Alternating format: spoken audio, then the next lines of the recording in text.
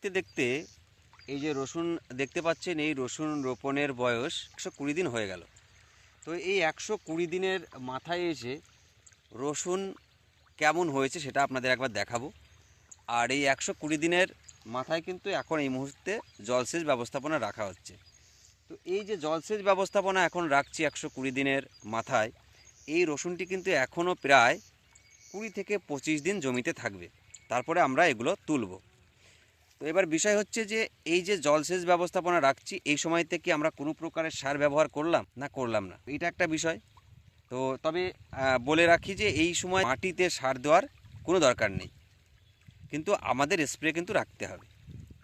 তো স্প্রে হিসাবে আমরা এই মুহূর্তে কি কি সার ব্যবহার করব, কারণ এই সময়তে রসুন গাছের যে পরিচর্যা করব এটা কিন্তু লাস্ট পরিচর্যা বা লাস্ট শেষ, যেমন তেমন কিন্তু লাস্ট স্প্রেও আমরা বলতে পারবো যে এরপরে আমরা যে স্প্রেটি করব। তো স্প্রেতেই কিন্তু আমাদের রসুনের যেমন সুন্দর সাইজ হবে, তেমন কিন্তু রসুনের যে কোষগুলো রয়েছে সেই কোষগুলো এলোমেলো হবে না। তার জন্য কিন্তু আমরা আগেও সার ব্যবহার করেছি বা ওষুধ ব্যবহার করেছি। এই লাস্ট পজিশনে এসেও কিন্তু আমাদের সুন্দর আকৃতি যেমন হবে রসুনের, তার সঙ্গে সঙ্গে সুন্দর কালারও কিন্তু আসবে।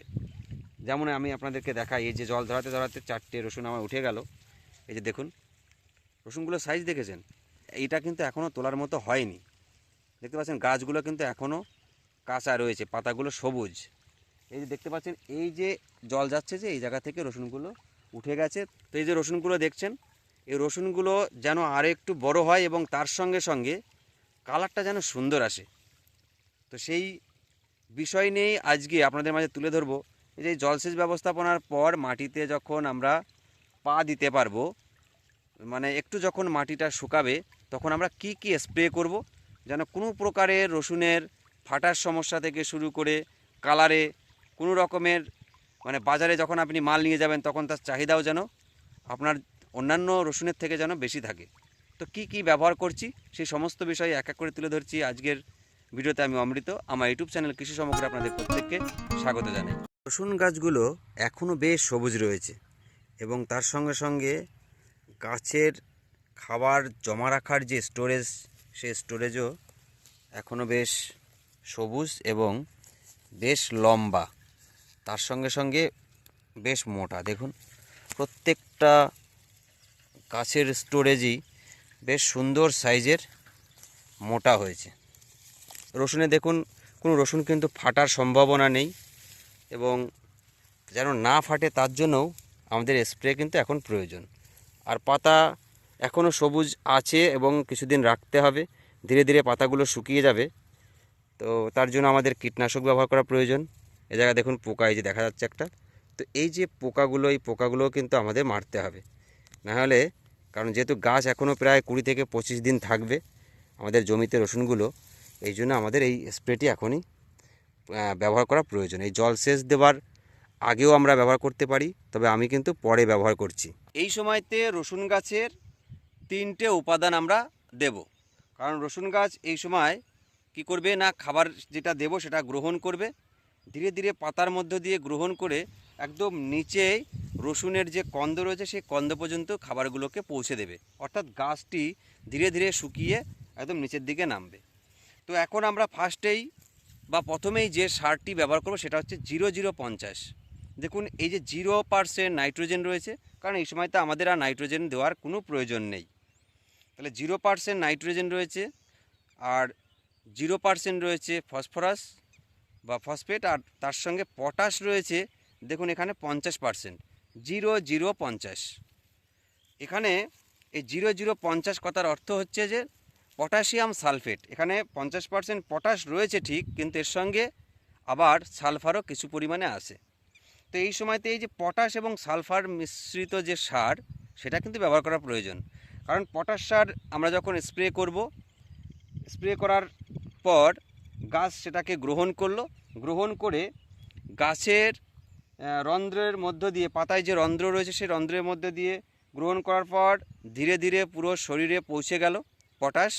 পৌঁছে যাওয়ার পর গাছের যে কোষ বা রসুনের যে কোষ বৃদ্ধি, সেই কোষটাকে বৃদ্ধি করবে, এবং তার সঙ্গে সঙ্গে রসুনের কোষ বৃদ্ধির ফলেই রসুনের যে আকার, সেই আকারটিও কিন্তু বৃদ্ধি পাবে।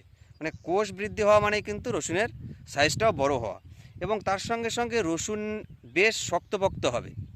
আপনি যখন রসুন ঘরে তুলবেন পরবর্তীতে, তখন কিন্তু রসুন যে খারাপ হয়ে যাওয়া বা ঘুণে ধরা, অনেক সময় কী হয়, কিছু পোকা আছে, সেই পোকাগুলো কিন্তু রসুনগুলোকে খেয়ে ফেলে, সেই জিনিসটা কিন্তু হবে না।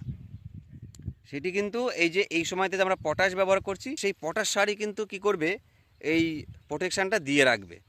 এখনই সেই রকম শক্তপোক্ত কিন্তু রসুন আমরা পাবো। এই জন্য আমাদের এই পটাশ এখন ব্যবহার করা প্রয়োজন, কিন্তু সার হিসাবে মাটিতে নয়, আমরা পাতাতে স্প্রে করব। তার সঙ্গে সঙ্গে এখনও তো রসুন প্রায় 20 থেকে 25 দিন থাকবে জমিতে। তাহলে 20 থেকে 25 দিন থাকা মানে বিভিন্ন প্রকারের পোকা বা অন্যান্য রোগ আক্রমণ করবে। এই কিছুদিন আগেই কিন্তু কুয়াশা এমন প্রচণ্ড হারে পড়ছিল সকালবেলার দিকেই, দেখুন হালকা কিন্তু পাতাগুলো পুড়েছে, খুব একটা কিন্তু পড়েনি। তো এই জন্য আমাদের এই যে বিভিন্ন প্রকার রোগ থেকে রক্ষা করতে গাছগুলোকে পটাশ সার ব্যবহার করা প্রয়োজন। পটাশের সঙ্গে সঙ্গে কিন্তু সালফারও পাচ্ছি, এই পটাশিয়াম সালফেট 0050-এর মধ্যে। সালফার কি করছে, রসুনের যে গন্ধ, যে ঝাঁঝালো যে গন্ধ, সেই গন্ধটা বজায় রাখে। অর্থাৎ রসুনের যেমন ধর্ম, সেই ধর্মটি বজায় রাখবে সালফার। তার যেমন গন্ধ, তারপরে স্বাদে যেমন ঝাঁঝালো যে স্বাদ, সেই স্বাদও কিন্তু সালফার করে থাকে। তো এই জন্য আমরা এই পটাশিয়াম সালফেট এই মুহূর্তে ব্যবহার করব। তাহলে ইফকো কোম্পানির পাওয়া যায়, আর বাংলাদেশের কৃষক বন্ধুরা আপনাদের ওখানে খুব সহজেই কুইক পটাশ পাওয়া যায়। পটাশিয়াম সালফেট হিসাবে আমরা এখন যেটা ইফকো কোম্পানির এবং কুইক পটাশ, প্রতি 15 লিটার জলে আমরা 50 গ্রাম করে এই বিকালবেলা করে স্প্রে করে দেব। তো এই মুহূর্তে দাঁড়িয়ে আমরা এই সারটি ব্যবহার করব। এবার এই পটাশিয়াম সালফেটের পাশাপাশি আমাদের এখন আরেকটা যে সার ব্যবহার করতে হবে, রসুনের যেমন আকৃতি সুন্দর হবে, কোষগুলো সুন্দর হবে। কোষগুলো কিন্তু এক প্রকার রেডি হয়ে গেছে, এবার কোষগুলো আরও বড় হবে, সুন্দর দেখতে হবে। তার সঙ্গে রসুনের যে কালার, সুন্দর চকচকে যে কালার, সেই কালারটি আসবে। এই জন্য আমাদের এখন কিন্তু বোরন ব্যবহার করতে হবে। তাহলে বোরন হিসাবে আমরা অনেক সময় পাউডার যে বোরন রয়েছে সেটা ব্যবহার করতে পারি, এবং তরল যে বোরন রয়েছে সেটাও ব্যবহার করতে পারি। তাহলে পাউডার হিসাবে যে বোরনটি রয়েছে, আমরা ইফকো কোম্পানির যেটা 20% যে বোরন রয়েছে, সেই বোরন ব্যবহার করব। প্রতি 15 লিটার জলে 20 গ্রাম করে এই সময়তে আমরা পাতাতে স্প্রে করে দেব। আর তার সঙ্গে বাংলাদেশের কৃষক বন্ধুদের জন্য আপনারা ব্যবহার করবেন 20% যেটা বোরন রয়েছে, সলু বোরন, সেই সলু বোরন আপনারা 20 গ্রাম করে তারপরে স্প্রে করবেন। তাহলে কুইক পটাশের সঙ্গে আপনারা বোরন একসঙ্গে মিশিয়ে তারপরে স্প্রে করতে পারেন। আর এখানে 0050-এর সঙ্গেও আমরা 20% বোরন ইফকোর, সেটাও আমরা ব্যবহার করতে পারি। এবার যদি আমরা পাউডার জাতীয় যে বোরন রয়েছে সেটা যদি আমরা সচরাচর না পেয়ে থাকি, তাহলে তরল যে বোরন রয়েছে সেটাও ব্যবহার করব। তরল জাতীয় বোরন যেমন আমাদের এখানে আমরা পেয়ে থাকি, এয়ারাবিটা বারটাক রয়েছে এয়ারা কোম্পানির, তো আপনারা এটাও নিতে পারেন। এটাও আমরা 20 ml করে তারপরে স্প্রে করে দেবো। এই সময় দাঁড়িয়ে পটাশিয়াম সালফেট এবং তার সঙ্গে বোরন, এই দুটো ব্যবহার করব এই গাছের খাদ্য হিসাবে। তো এবার এই দুটো ব্যবহারের পাশাপাশি আমাদের যেহেতু 20 থেকে 25 দিন এখনও জমিতে রসুন থাকবে, তাহলে এই গাছে বিভিন্ন প্রকারের পোকা যেমন আক্রমণ করবে, যেমন থ্রিপস পোকা রয়েছে, চোষা পোকা রয়েছে, এছাড়াও আরও লেদা পোকা যেটা দেখাচ্ছিলাম, সেই লেদা পোকা বা থ্রিপস পোকা দেবেন এই মাঝখানে পোকাগুলো বসে রয়েছে।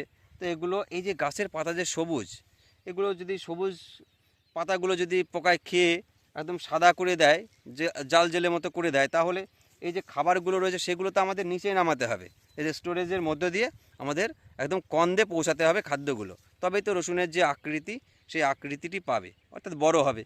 এই জন্য আমাদের এই সময়তে যেহেতু প্রচণ্ড গরম পড়ছে, আমরা ইমিডাক্লোরোপিড যুক্ত যে কীটনাশক রয়েছে সেটা ব্যবহার করব। তাহলে ইমিডাক্লোরোপিড যুক্ত কীটনাশক আমাদের এখানে আমরা অ্যাডমায়ার পাই, আর বাংলাদেশের কৃষক বন্ধুরা আপনাদের ওখানে দেখবেন ইমিটাপ পাওয়া যায় বা টিডো পাওয়া যায়। ইমিডাক্লোরোপিড গ্রুপের যে কোনো ওষুধ নিন, সেগুলো আপনারা ব্যবহার করুন। তাহলে দেখবেন এই যে 20 থেকে 25 দিন পর্যন্ত কিন্তু সুন্দর টেনে দেবে, আর কোনো পোকায় আক্রমণ করতে পারবে না, আর আপনার রসুনও সুন্দর সাইজ সুগঠিত হবে। তো এটাই ছিল আপনাদের মাঝে তুলে ধরা এই যে লাস্ট পজিশনে এসে অর্থাৎ লাস্টের যে শেষ সেই শেষের আগে বা পরে আমরা কোন সার এবং কোন কীটনাশক আমরা ব্যবহার করব। আজকের এই ভিডিওটি যদি আপনাদের ভালো লাগে তাহলে লাইক করবেন, কমেন্ট করবেন, আর যদি নতুন হয়ে থাকেন তাহলে সাবস্ক্রাইব করে পাশে রাখতে পারেন।